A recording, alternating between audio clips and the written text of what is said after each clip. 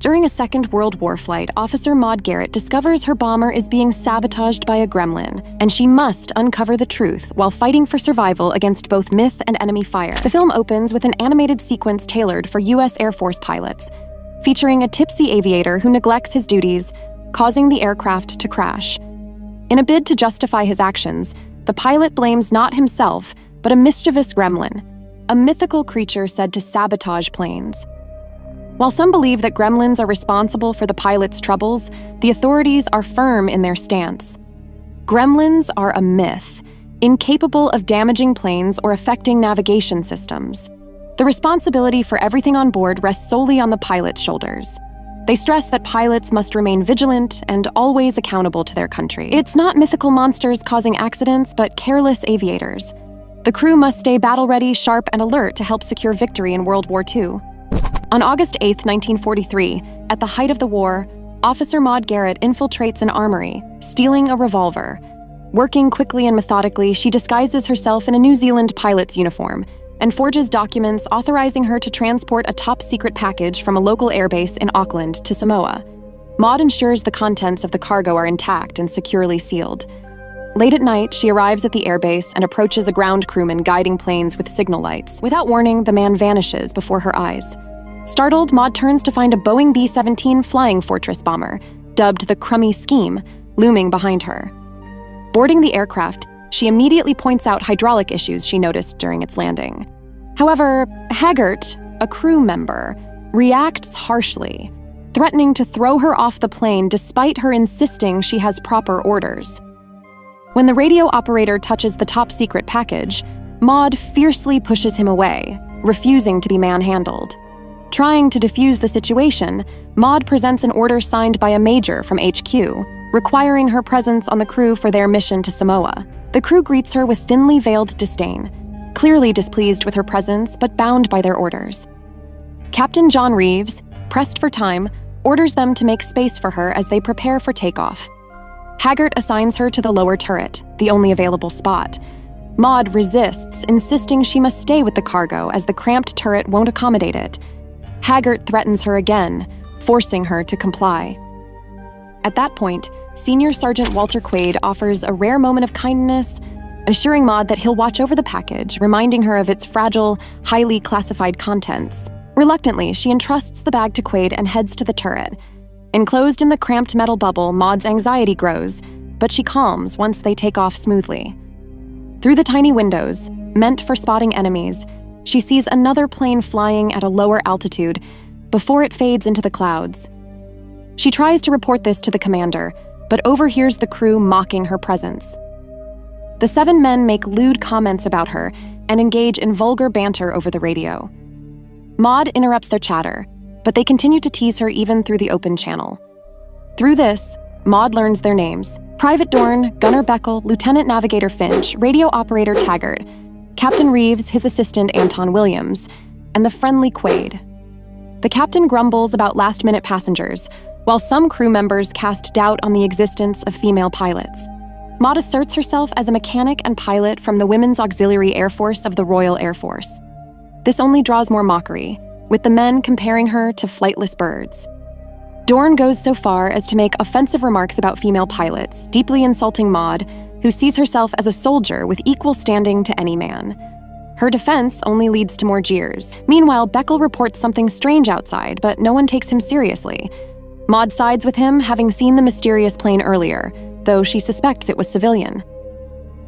Fed up, the captain orders radio silence as they approach stormy skies. Moments later, Maud spots a strange creature clinging to the bomber's right wing. Alarmed, she tries to report it, but Reeves shuts her down, dismissing her concern. Still, Maud insists she saw movement, but her warnings fall on deaf ears. Beckel backs her up, claiming he saw a plane earlier as well, but the crew brushes off their concerns. Walter offers to swap seats with Maud, and with the captain's approval, she prepares to move to the main cabin. However, as she attempts to open the hatch, the handle snaps off. Injured and trapped, Maud reports the malfunction to the captain, who is shocked by the growing number of mechanical failures. Taggart fumbles with the hatch, blaming Maud for their problems. The plane starts experiencing electronic issues, and Maud hears strange noises that no one else seems to notice. Frustration boils over, and the captain cuts off Maud's communication, instructing the base to verify her credentials. Cut off from the crew, Maud checks her revolver, failing to see the monster creeping toward her. Suddenly, she spots a fighter plane just below them, but with the radio down, she can't report it. At that moment, the gremlin attacks, forcing its way into the turret. In a desperate struggle, Maud fights off the creature, slamming the hatch shut and fracturing her finger in the process. With sheer grit, she manages to fire her revolver, driving the creature away. Though injured, Maud blocks the door with a bolt and resets her broken finger. The gunshot alerts the crew, who realize she's armed despite her earlier claims. Maud denies having a weapon, brushing off their suspicions. Soon after, Taggart receives a message from the base confirming that no one named Maud Garrett exists. Only a Maud Johnson. Convinced she's an imposter, the captain demands answers, but Maud jams the turret's gears, preventing them from pulling her out. As tensions rise, Maud reports spotting an enemy plane, but her warnings are ignored. Determined to fend for herself, she hacks into the turret controls, preparing for the worst. Beckel sees the creature too, finally believing her, but there's no time to explain. Maud's sharp eyes catch sight of a Japanese bomber closing in. Without a moment's pause, she springs into action, returning fire. Her aim is deadly accurate, and the plane goes down. Though the crew remains suspicious of her, this act earns her their reluctant respect. In a tense conversation with the captain and the crew, Maud reveals that Garrett is her maiden name, while Johnson is her married one. She admits to using a fake accent and smuggling her weapon aboard, but refuses to explain why. Her sole mission, she insists, is to protect the classified cargo, which is strictly forbidden from being opened. Suddenly, the plane's third engine gives out. The captain waves it off as a minor technical issue, claiming it won't affect their mission. But Maud isn't convinced. She can see the plane falling apart, piece by piece, and realizes that this is no coincidence. The creature is methodically dismantling the aircraft. Desperate to shoot the gremlin, she finds herself unable to raise the turret high enough. The creature, sensing her, inches closer, pressing its tail against a crack in the glass. In a surge of adrenaline, Maud fights back, their eyes meet, and she threatens the beast with her revolver, daring it to come any closer. The gremlin slinks away, resuming its campaign of destruction as the plane suffers more and more damage. Beckel admits he saw the creature too, but the rest of the crew dismisses it, chalking it up to stress. They think Maud and the inexperienced gunner are cracking under pressure, but soon Dorn also spots the gremlin, now tearing into the fourth engine. His frantic warnings go unheard, written off as paranoia by the others. The captain, growing suspicious that the cargo might be causing hallucinations, decides they need to inspect the bag. Walter steps in, trying to stop them, but the crew forces it open, revealing the shocking truth. Maud's top-secret package is not a weapon, but a baby. Realizing their mission is compromised and the plane is falling apart, the captain orders them to turn back. As the truth comes out, Maud and Walter confess. They're lovers, and the child is theirs. The captain, cold and unsympathetic, vows to court-martial them once they return to base. But the drama is interrupted when 3 Japanese Mitsubishi 6M0 fighters launch an assault. Maud scrambles to man the turret, but it's been damaged by the gremlin and won't function properly. As the crew struggles to fend off the attack, the gremlin continues wreaking havoc. During the chaos, Walter is tragically killed, and Maud is devastated when she realizes her baby has been taken by the gremlin. Heartbreak turns to fierce determination as Maud focuses on one thing: saving her son. With the Japanese fighters still attacking, she ignores them, opening the turret and firing at the gremlin with her revolver. Her shot drives the creature away from the baby, but the bag, now hanging dangerously from the engine gondola, threatens to fall any second. Risking her life, Maud climbs out onto the fuselage, carefully navigating the wires and using a metal pole for support. She grabs the bag and secures her child, ensuring his safety. But as she tosses the bag back onto the plane, she loses her balance and plunges into the open sky. In what seems like a final moment of despair, fate intervenes. A nearby explosion from a downed Japanese fighter sends a shockwave that propels her back onto the plane. Finch, manning his gun, is left speechless as Maud miraculously reappears. But his brief distraction costs him. The enemy fighters take advantage, killing Finch and throwing the situation into further chaos. Maud, seeing that her son is alive, pushes forward, urging Beckel to continue firing at the enemy planes. As she moves through the plane, Maud spots the gremlin attacking Taggart. The radio operator tries to fend off the creature, but in the struggle, he accidentally triggers the lever that opens the bomb bay doors.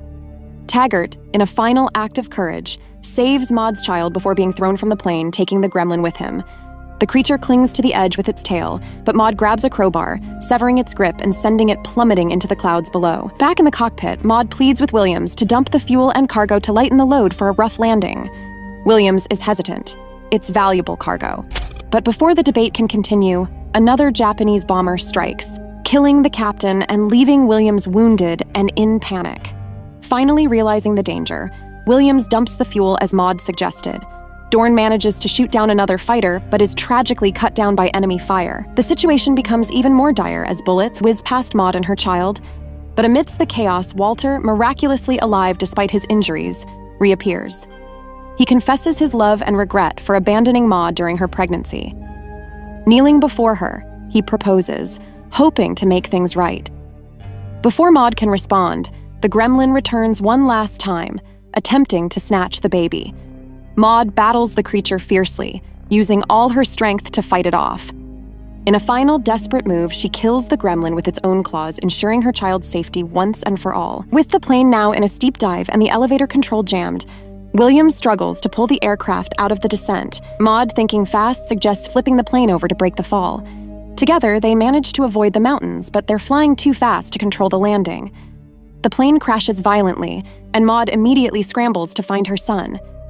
To her immense relief, the baby is unharmed. In the aftermath of the crash, Maud, her son, Walter, Williams, and Beckel are the only survivors. But danger still looms. The oxygen tanks are on fire, threatening an explosion. Just in time, they escape the wreckage before the plane erupts in flames. Checking the bag, Maud and Walter confirm their baby is safe.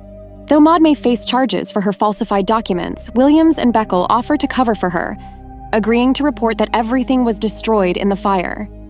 This gives Maud the chance to start anew, free from the threat of arrest. Walter, now repentant, apologizes for leaving her and proposes again, seeking to build a future together. Before they can celebrate, the wounded gremlin makes one final desperate attack. But Maud, driven by her maternal instincts, fights it off with everything she has. In a final struggle, she breaks the creature's arm and ends its life with its own claws. Exhausted, Maud returns to her baby, feeding him while watching the wrecked plane burn in the distance. She reflects on everything she's fought for, the lives she's taken, and the monsters, both human and otherwise, that she's defeated to protect her son. What would you do to protect the ones you love? Share your thoughts in the comments below, hit that like button, and subscribe to the channel for more stories like this. See you in the next video.